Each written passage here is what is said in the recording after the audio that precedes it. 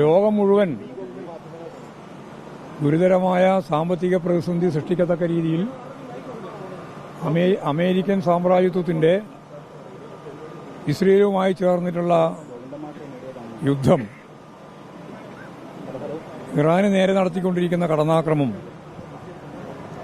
ലോക ജനതയ്ക്ക് നേരെയുള്ള കടന്നാക്രമം എല്ലാം ചേർന്ന് യഥാർത്ഥത്തിൽ ഇപ്പോൾ ഓരോരുത്തരുടെയും ജീവിതത്തെ ബാധിച്ചു തുടങ്ങിയിരിക്കുകയാണ്.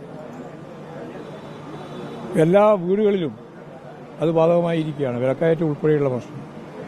അപ്പോഴാണ് ഇന്ന് രാവിലെ വാർത്ത കാണുന്നത് 900-ലധികം രൂപ ഒറ്റയടിക്ക് വർദ്ധിപ്പിച്ചുകൊണ്ടുള്ള ഒരു ഗ്യാസ് സിലിണ്ടറിന്റെ പ്രശ്നം നമ്മുടെ മുമ്പിൽ വന്നിരിക്കുകയാണ്. 3,993 രൂപയാണ്. അപ്പോൾ അത് ജനങ്ങൾക്ക് നേരെയുള്ളൊരു കടന്നാക്രമമാണ്, യുദ്ധത്തിന്റെ ഒരു രീതിയാണ്. ലോകം മുഴുവൻ അത് ബാധിച്ചിരിക്കുകയാണ്. വളരെ ഫലപ്രദമായ രീതിയിൽ അതിനെ പ്രതിരോധിക്കാൻ ഇന്ത്യ ഗവൺമെന്റിന് സാധിക്കുന്നില്ല എന്നുള്ളതും, അതുപോലെ തന്നെ ഈ കുത്തക മുതലാളിമാർക്ക് കൂടുതൽ സൗകര്യം ചെയ്തു കൊടുക്കുന്നതിന് വേണ്ടിയിട്ടാണ് ഇക്കാര്യങ്ങളൊക്കെ ചെയ്തുകൊണ്ടിരിക്കുന്നത് എന്നുള്ളതും പകൽ വെളിച്ചം പോലെ വ്യക്തമാണ്. അതിനെതിരായ ശക്തിയായ പ്രതിഷേധം രാജ്യത്ത് ഉയർന്നു വരും എന്ന് തന്നെയാണ് ഞാൻ പ്രതീക്ഷിക്കുന്നത്. ഇനിയും വില വർദ്ധിപ്പിക്കാനാണ് ഉദ്ദേശിക്കുന്നത്. അതാണ്. അല്ല, കേന്ദ്രമന്ത്രിക്ക് മറുപടി പറയാനില്ല.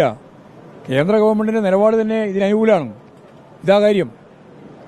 എല്ലാ അർത്ഥത്തിലും വലിയ കുത്തകകളെ സഹായിക്കാൻ വേണ്ടിയിട്ടുള്ള നിലപാടാണ് സ്വീകരിച്ചുകൊണ്ടിരിക്കുന്നത്. അത് യുദ്ധത്തിന്റെ മറവിൽ അവർ ശക്തിയായ രീതിയിൽ അത് ഉപയോഗിച്ചുകൊണ്ടിരിക്കുകയാണ്. ഇതാണ് ചിത്രം.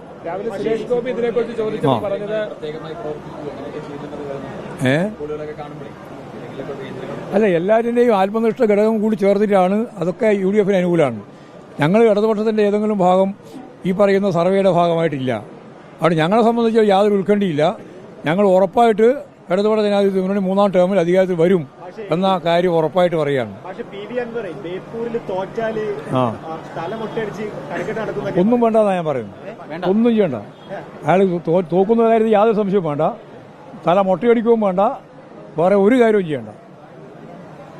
നടക്കട്ടെ, രാഷ്ട്രീയ പ്രവർത്തനം നടത്തട്ടോ.